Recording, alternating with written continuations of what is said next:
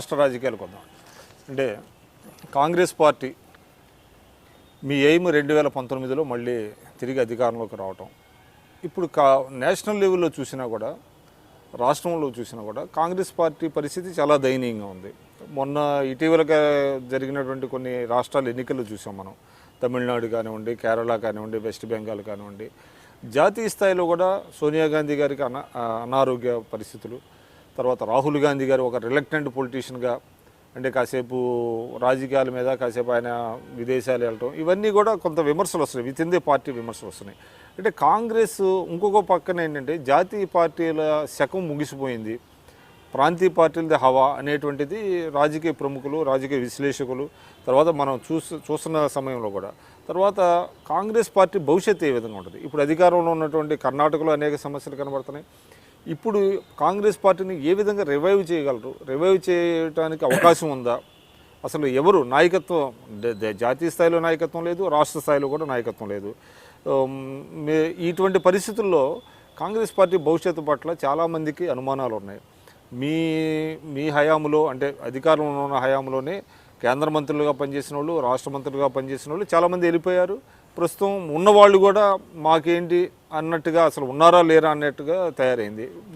కొద్దిమంది మీలాంటి వాళ్ళు, రఘువీరారెడ్డి గారు, శ్రీరామచంద్రయ్య గారు, ఇట్లా కొంతమంది అక్కడ ఉన్నారు. ఇటువంటి పరిస్థితుల్లో ఏంటి కాంగ్రెస్ పార్టీ భవిష్యత్తు ఏంటి? ఇప్పుడు మనం 2019లో లోక్సభ ఎన్నికల ఫలితాలు ఎలా ఉంటాయి, జాతీయ స్థాయిలో పార్లమెంట్ ఎలా ఉంటుంది, సరే అసెంబ్లీ ఎన్నికలు ఎలా ఉంటుంది, మనం కొంచెము రెండింటికి డిఫరెంట్గా ఆలోచించాలా. ముందు లోక్సభ ఎన్నికలే ఆలోచిస్తాం. ఇంతవరకు మనం చూస్తే మనకు స్వాతంత్రం వచ్చినాలముంటే 1951 మొదటి ఎన్నికల కాంటి తీసుకుంటే అనేక సంవత్సరాలు కాంగ్రెస్ పార్టీ, దాని తర్వాత కొన్నాళ్ళు జనతా పార్టీ, మళ్ళీ తర్వాత కొన్నాళ్ళు నేషనల్ ఫ్రంట్, మళ్ళీ యునైటెడ్ ఫ్రంట్, మళ్ళీ యూపీఏ, మళ్ళీ ఎన్డీఏ. ఇది ఓవరాల్గా వచ్చేసి మనము ఈ పరిణామక్రమం చూస్తే సరే కాంగ్రెస్ జాతీయ పార్టీగా అనేక సంవత్సరాలు, ఇటీవల కాలంలో ప్రస్తుతం వచ్చేసి మోడీ గారికి బీజేపీకి పూర్తి ఉన్నప్పటికీ ఎన్డీఏ గవర్నమెంట్, ఇది ఉండేది ఎన్డీఏ గవర్నమెంటే. మొన్న 10 సంవత్సరాలు యూపీఏ గవర్నమెంటే, అంతకుముందు వాజ్పేయి గారి హయాంలో కూడా ఎన్డీఏ గవర్నమెంటే. కాబట్టి ఓవరాల్గా ఈ యొక్క జాతీయ స్థాయిలో ఈ ఫ్రంట్లకు నాయకత్వం వహించే పార్టీలు ఏవి? మళ్ళీ జాతీయ పార్టీని వహించాలి. కాబట్టి ఉండే పార్టీల్లో రేపైనా 2019లో కమ్యూనిస్టుల వాళ్ళు సొంతంగా వచ్చే పరిస్థితి కనపాలే.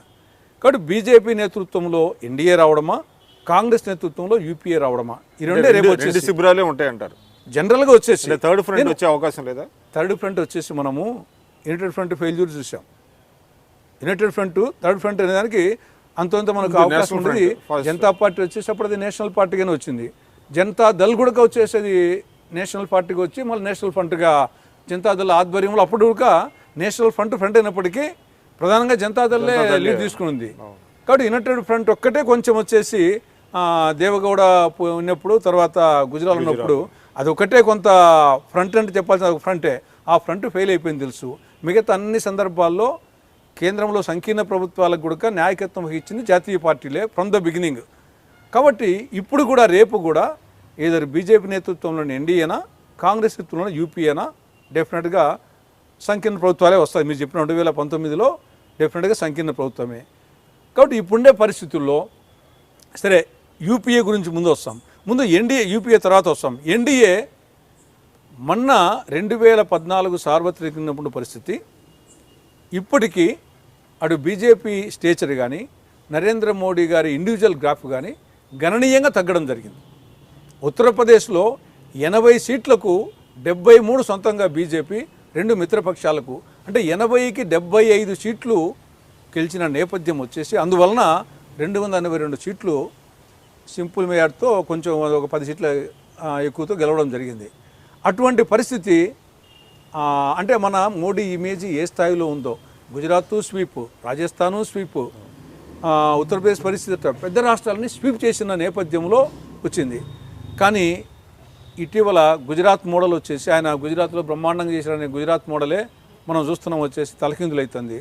తర్వాత ఓవరాల్గా టీవాల్గా వచ్చేసి ఏ విధంగా సూట్వాల్ అయిపోయింది. ఓవరాల్గా ఆయన సామాన్యుని కంటే కార్పొరేట్ సెక్టర్కు కొమ్ము కాస్తున్నది. కాబట్టి ఇటీవల ఆయన అచ్చేదిన పోయి సచ్చేదిన వచ్చింది, ధరలు పెరిగింది. ఇవన్నీ ఓవరాల్గా మోడీ గారి గ్రాఫ్ గణనీయంగా తగ్గడము. మోడీ పట్ల ప్రజలకున్న అభిప్రాయాలు తప్పుతున్నాయని అంటారా? డెఫినెట్గా ఆయన గ్రాఫ్ భ్రమలు తగ్గిపోయి ఆకాశం నుండి చెమ్ముని చిరంబు నుండి కింద పడినట్టుగా మోడీ గారి గ్రాఫ్ గణనీయంగా పడిపోయింది. బీజేపీ కూడా ఓవరాల్గా ఇది అందరి పార్టీ కాదు అని ఇప్పుడు దళితులు కానీ, ఇప్పుడు ఉత్తరప్రదేశ్ ఈవెంట్స్ కానీ, మొన్న జరిగినట్టు కానీ, ఈవెన్ మనము సరే కాంగ్రెస్ ఏమైనా పుంజుకుని మళ్ళీ వస్తాం. ఢిల్లీలో పార్లమెంట్ ఎన్నికల్లో 7 సీట్లకు 7 వచ్చినాయి, కానీ మన అసెంబ్లీ సీట్లలో వచ్చేసి 70కి 3 వస్తాయి. కాబట్టి బీజేపీ పరిస్థితి గణనీయంగా తగ్గింది. ఇంకా ఇంతకన్నా వేరే చోట్ల పెరిగే పరిస్థితి ఏం కనిపించలే. కాబట్టి అది కాంగ్రెస్కి వచ్చేసి న్యాచురల్గా బీజేపీకి తగ్గినప్పుడు అది ఆ రాష్ట్రాల్లో ఉండే ప్రాంతీయ పార్టీల కన్నా లేదంటే కాంగ్రెస్ పార్టీ కన్నా ఉపయోగపడాలి. అసెంబ్లీ ఎన్నికలకు సంబంధించి కొంత ప్రాంతీయ పార్టీలకు ఉపయోగపడుతుంది. పార్లమెంట్ ఎన్నికలకు సంబంధించి, లోక్సభ ఎన్నికలకు సంబంధించి డెఫినెట్గా అది కాంగ్రెస్కు ఉపయోగపడుతుంది. మిగతా అయినా సంకీర్ణమే.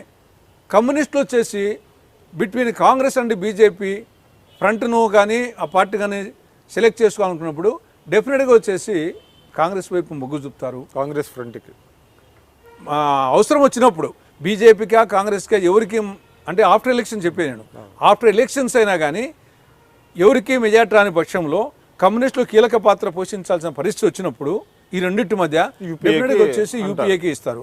కాబట్టి అనేక ప్రాంతీయ పార్టీలు కూడా యూపీఏకి ఇచ్చే అవకాశాలు ఎక్కువ ఉంటాయి ఎన్డీఏ కంటే. ఇది మతత్వ పార్టీను ఇంకోటి అనేక కారణాలతో. కాబట్టి డెఫినెట్గా 2019లో నా అభిప్రాయం ప్రకారము 2004 విల్ బి రిపీటెడ్. ఇప్పుడు 2004లో ఆ పక్క ఎవరున్నారు? వాజ్పేయి గారు. ఈరోజు మోడీ గారు ఏ విధంగా వచ్చేసి ఉన్నారో ఆ రోజు దాని నాయకత్వం వచ్చేసి వాజ్పేయి గారు, ఈ పక్క సోనియా గాంధీ గారే. అటువంటి పరిస్థితుల్లో వాజ్పేయి లాంటి స్టాల్బర్ట్ను ఆ రోజు వచ్చేసి ఇండియా ఈజ్ షైనింగ్ అనే నినాదంతో పోయినారు.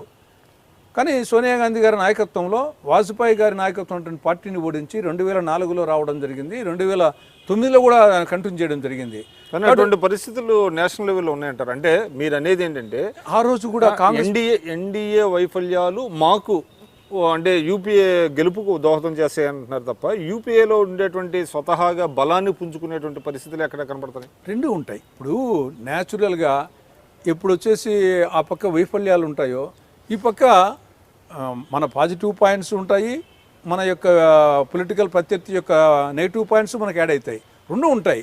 కాబట్టి డెఫినెట్గా వచ్చేసి పార్టీ సంస్థాగతంగా పరంగా కానివ్వండి మామూలుగా చెప్తున్నారు, ఒక ఆదర్శంగా చెప్తున్నారు. కానీ ఇప్పుడు సోషల్ ఇంజనీరింగ్ అనేది చాలా ఇంపార్టెంట్ అయిపోయింది.